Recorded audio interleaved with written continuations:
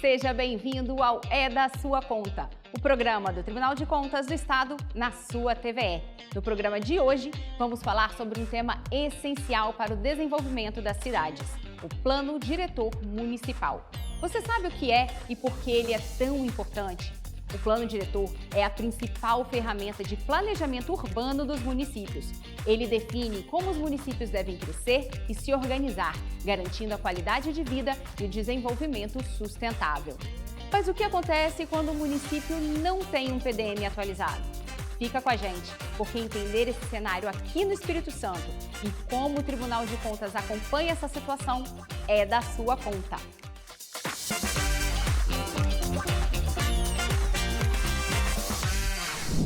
O Estatuto da Cidade estabelece que municípios com mais de 20 mil habitantes devem ter um plano diretor.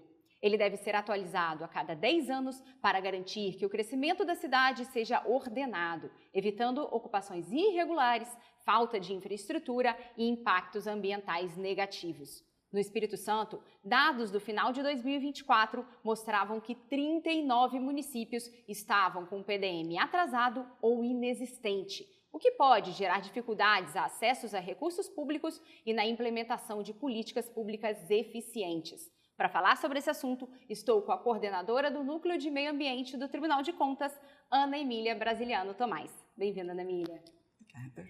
Ana, para a gente começar aqui, quais são esses malefícios para o município que não tem um PDM? É a mesma coisa da gente falar quando a gente faz uma casa sem ter um planejamento. Significa que a gente pode o quê? Utilizar recurso indevidamente. Ou quando a gente faz uma viagem não planeja, você faz intervenções naquele município, às vezes no lugar errado. Você vai permitir construção de casas em uma área que está sujeita a alagamento, você pode permitir a construção de casas em uma área que está sujeita a deslizamento, e aí isso impacta em você ter um município que não vai se desenvolver sobre todos os aspectos, inclusive econômico.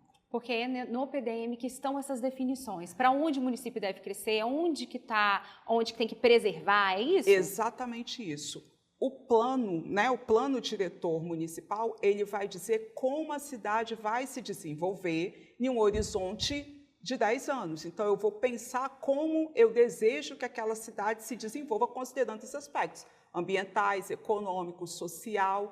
E aí significa que eu vou dizer em que região eu gostaria que aquela cidade se desenvolvesse mais, se desenvolvesse tendo habitação ou tendo a construção de indústrias, comércio, aonde são áreas que precisam ser preservadas ambientalmente. Então, é o planejamento de como a cidade vai crescer. E aí é importante falar da relação do plano diretor também com outras políticas setoriais. Quais são essas políticas setoriais? Por exemplo, o plano de saneamento básico, ou plano de mobilidade urbana, ou mesmo o plano de adaptação às mudanças do clima, que passa a ser obrigatório, então, para todos os municípios brasileiros. Por que é importante falar isso? Hoje a gente tem o plano de saneamento, que fala que até 2033 eu tenho que universalizar água e esgoto. Água e esgoto para todos. Mas se eu tenho uma cidade que não tem um planejamento e que sai crescendo toda a vida, significa que toda vez você tem que ficar estendendo rede. Sempre vai ter alguém morando onde não tem água e onde não tem esgoto. E, por outro lado, eu já tenho todo o investimento, às vezes em áreas centrais, onde eu já tenho esgoto, já tenho transporte, já tenho água, e que se as pessoas morarem ali, eu não vou precisar, eu já vou garantir essa universalização. Então, a gente está falando dessa integração, desse planejamento, e isso rebate também no investimento que o gestor daquela cidade vai fazer. Ele vai saber que conversam. Isso, ele vai saber aonde ele vai precisar colocar mais recursos para a mobilidade urbana, recursos para saneamento, porque ele sabe para onde a cidade vai crescer, ele tem um controle, né? Ele ali está como gestor de uma cidade que tem um plano, então ele sabe para onde a cidade vai se desenvolver. Na realidade, a gente tem 31 municípios com seus planos municipais desatualizados e a gente tem 8 municípios que sequer têm o plano diretor municipal. E eles são obrigados a ter pela legislação, porque eles precisam se organizar, se planejar para se desenvolver e para saber aonde aportar o recurso. E qual que é o papel do Tribunal de Contas diante de todo esse cenário?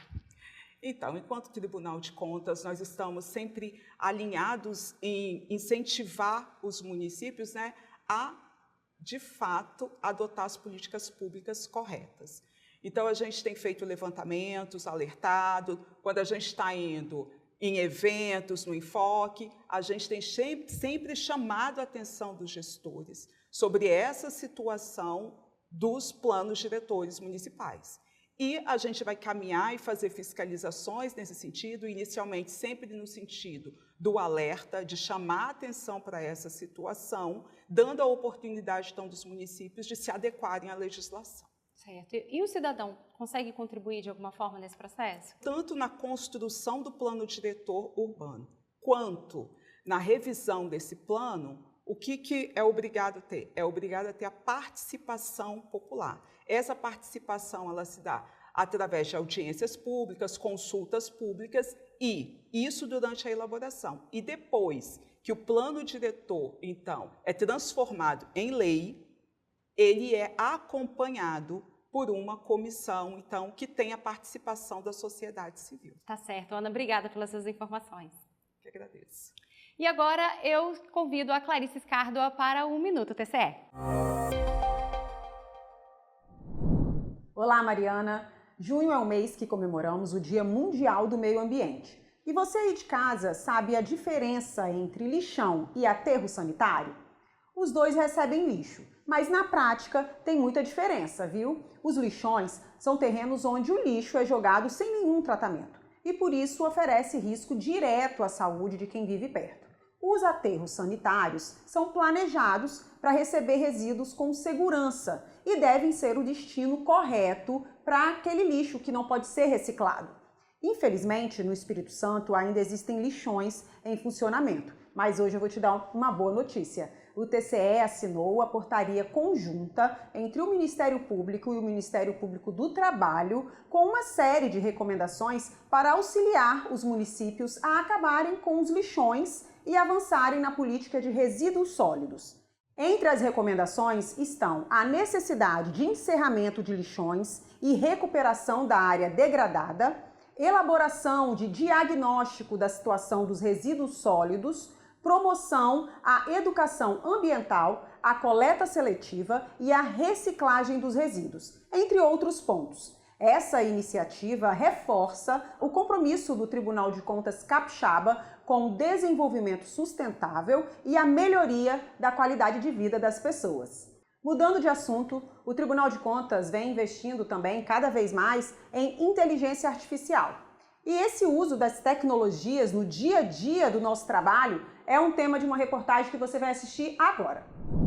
Aqui no Tribunal de Contas do Espírito Santo, a gente anda lado a lado com a tecnologia. E não é clichê dizer isso. Aquela ideia antiga de que auditores, conselheiros e também assessores ficam debruçados em amontoados de papéis para fazer alguma auditoria ou mesmo analisar algum processo está ficando cada vez mais no passado. E as inteligências artificiais que começaram a valer por aqui em 2025 estão deixando o tribunal cada vez mais tecnológico. E eu vou te contar como. Uma das novidades em 2025 no tribunal é o Chat TCE-S, semelhante a IAs famosas como o Chat GPT, só que ele é focado em assuntos do tribunal, como jurisprudência, que é o entendimento da corte sobre determinado assunto. O responsável por essa área é o Murilo. Ele explica que antes era necessário usar palavras-chave relacionadas diretamente a alguma jurisprudência. Essa forma de pesquisa ainda está disponível no site do tribunal, só que agora tem outro caminho para buscar alguma coisa, perguntando de forma simples. Independente do termo que ele utilizar, a IA vai saber identificar o assunto e vai trazer os julgados independente dos termos utilizados. Segunda grande vantagem também é no retorno da pesquisa. Se antes, no sistema tradicional, a gente tinha um retorno por meio de excertos jurídicos, que eram trechos literais das deliberações, dos julgados que a pessoa pesquisa, e a gente tinha que, de certa forma, interpretando ali cada excerto daquele, com a IA, essa resposta vem de uma forma muito mais simples, muito mais didática, né? O chat ainda é interno e só quem é servidor do Tribunal de Contas tem acesso, mas existe pretensão de disponibilizar para o público geral em breve. Outra inteligência artificial nova por aqui é a análise das sessões, específica para assessores de gabinetes de conselheiros. Antes, eles tinham que olhar documento por documento, processo por processo, para elaborar um resumo técnico para um conselheiro tomar a decisão. Agora, esse resumo é feito literalmente em um clique. O servidor só tem que conferir tudo que foi proposto pela inteligência artificial para verificar se tem algum erro, alguma inconformidade, né? Mas é só um clique hoje. Era um trabalho de 3 dias e agora um clique. O servidor ele tem mais elementos para se aprofundar no processo. Possibilita que o conselheiro tenha mais embasamento no julgamento. Todas as informações das IAs do Tribunal de Contas são protegidas e não tem risco de vazamento. Outro cuidado que é necessário é a checagem das informações fornecidas pela inteligência artificial. Você faz uma pergunta relacionada a qual entendimento do tribunal sobre licitação fracassada, por exemplo. O chat vai buscar nossa base de dados, vai recolher aqueles documentos que ele acha que são relevantes para responder a sua pergunta, ele vai elaborar a resposta dele e no final ele vai mostrar as referências que ele utilizou para elaborar aquela resposta. Então o ideal é sempre você pegar assim, então deixa eu conferir esse documento que ele utilizou para fazer a resposta, se realmente é isso mesmo. Todas as inteligências artificiais do Tribunal de Contas surgem a partir da Hub IA, ou Rubia para os mais próximos. É uma plataforma que utiliza ferramentas já existentes no Tribunal de Contas, só que com a inteligência artificial facilita a busca, a produção ou resumo de documentos e processos, além de relatórios dos auditores. Parece ser algo voltado apenas para os servidores, só que um tribunal mais produtivo também significa um controle externo mais eficaz, uma fiscalização mais forte. Todo mundo ganha com isso. Mariana, eu volto com você. E nós ficamos por aqui. Obrigada por nos acompanhar nesse programa. Continue por dentro das notícias do Tribunal pelo nosso portal e nas redes sociais pelo @TCE Espírito Santo. Até a próxima!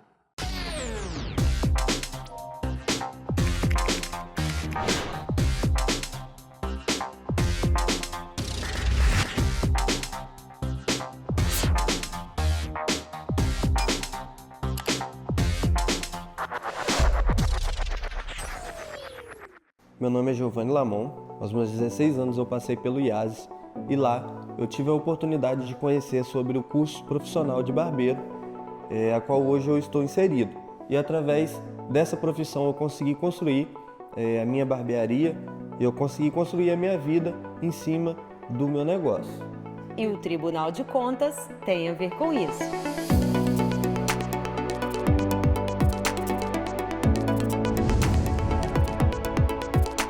Eu já estava esgotado, né? Vou dizer assim, da vida que eu vivia antes, a oportunidade que vinha eu vou abraçar. E assim, né, um dia o curso veio, a oportunidade veio, abracei ela. Foi uma bolsa que eu ganhei na época, um curso assim que era assim, um valor bem alto no momento para mim, né?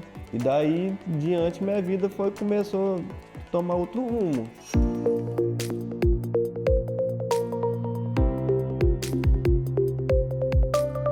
Consegue ver a altura que está o cabelo. Eu vou saber identificar qual pente que eu posso usar para não tirar muito. Fico muito feliz e grato também ao mesmo tempo. Quem diria que uma pessoa que já passou por aqui hoje poderia estar vindo para poder servir como um exemplo, né?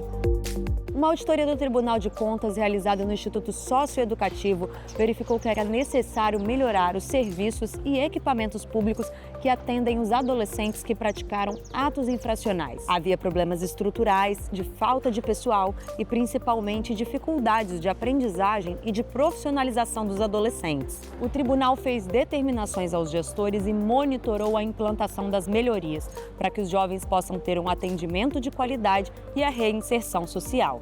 Para nós foi extremamente importante essa auditoria, proporcionou esse trabalho próximo, muito fluido, com as outras secretarias. Então hoje os nossos 520 adolescentes, eles estudam, eles frequentam a escola regularmente, todos os dias, e estão devidamente matriculados. O estudo é cidadania, é garantia de direito básico. A gente consegue proporcionar isso a todos. Eu até falei com os meninos lá esses dias. Eu cometi o mesmo erro que vocês, só que uma coisa que me diferencia hoje de vocês, que é a oportunidade que eu abracei. Se eu não tivesse abraçado a oportunidade que me foi dada lá dentro, talvez eu não teria nada disso que eu tenho hoje. Com apoio e oportunidade, é possível mudar o rumo da própria história. Esse é o TCE presente no seu dia a dia, trabalhando para melhorar a vida das pessoas.